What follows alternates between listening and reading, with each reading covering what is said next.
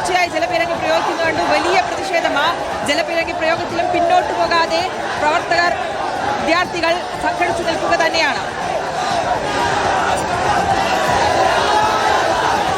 വിദ്യാർത്ഥികൾ പിരിഞ്ഞു പോകാൻ കൂട്ടാക്കാതെ ശക്തമായി തന്നെ പ്രതിരോധം നിൽക്കുകയാണ്.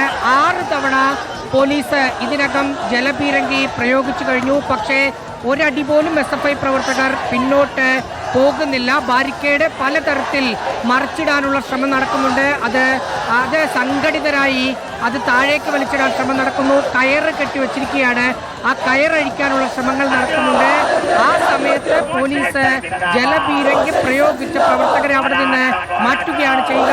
SFIയുടെ സംസ്ഥാന സെക്രട്ടറി PS സഞ്ജീവിന്റെയും പ്രസിഡന്റ് ശിവപ്രസാദിന്റെയും നേതൃത്വത്തിലാണ് പ്രതിഷേധം നടന്നുകൊണ്ടിരിക്കുന്നത്.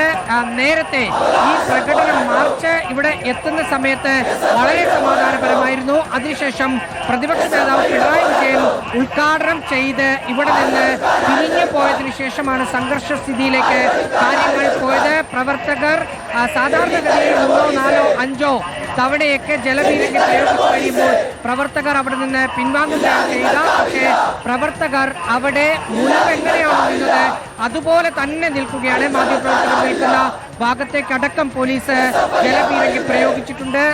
ചില സമയങ്ങളിൽ ചെറിയ തോതിലെങ്കിലും കല്ല് ഈ പോലീസ് നിൽക്കുന്ന ഭാഗത്തേക്ക് SFI പ്രവർത്തകരുടെ ഭാഗത്തു നിന്ന് പോകുന്നുമുണ്ട്. പക്ഷേ പോലീസ് ഇതുവരെ ജലപീരങ്കിയിൽ മാത്രമാണ് നിൽക്കുന്നത്. പ്രവർത്തകർ പിരിഞ്ഞു പോകാൻ കൂട്ടാക്കുന്നില്ല എന്നതുകൊണ്ട് തന്നെ അടുത്തത് സ്വാഭാവികമായും ലാത്തിച്ചാർജിലേക്കൊക്കെ പോകേണ്ടതാണ്.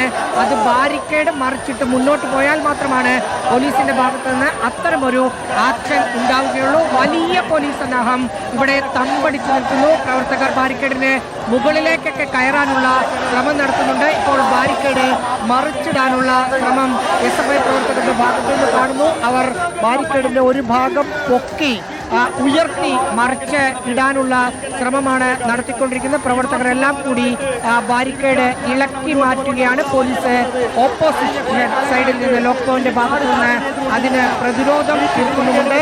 100 കണക്കിന് പ്രവർത്തകരാണ് CJPയുടെ സമരത്തിന് അഭിവാദ്യം പ്രകടിപ്പിച്ചുകൊണ്ടും SFIയുടെ അവകാശ പത്രിക ഇന്നലെ മുഖ്യമന്ത്രി VD സതീശന് സമർപ്പിച്ചിരുന്നു.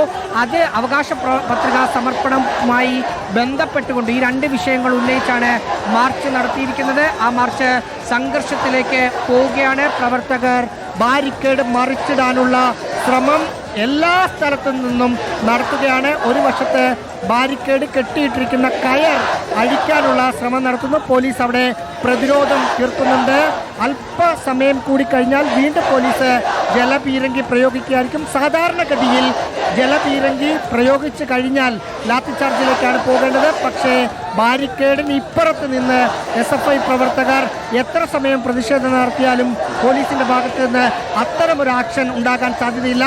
ബാരിക്കേഡ് മറിച്ചിട്ട് പ്രവർത്തകർ ലോക്ഡൌണിന്റെ ഭാഗത്തേക്ക് നീങ്ങുകയാണെങ്കിൽ പോലീസിന്റെ ഭാഗത്ത് നിന്ന് അത്തരത്തിലുള്ള ആക്ഷൻ ഉണ്ടാകും. എന്തായാലും 6 തവണ 2 ജലപീരങ്കിയിൽ നിന്ന് ഒരേപോലെ തുടരെ വെള്ളം അടിച്ചിട്ടും പ്രവർത്തകർ അനങ്ങാതെ അപ്പം തന്നെ നിൽക്കുകയാണ്. ഈ സമാനതകളില്ലാത്ത തരത്തിലാണ് രാജ്യവ്യാപകമായുള്ള പ്രതിഷേധം നടക്കുന്നത്.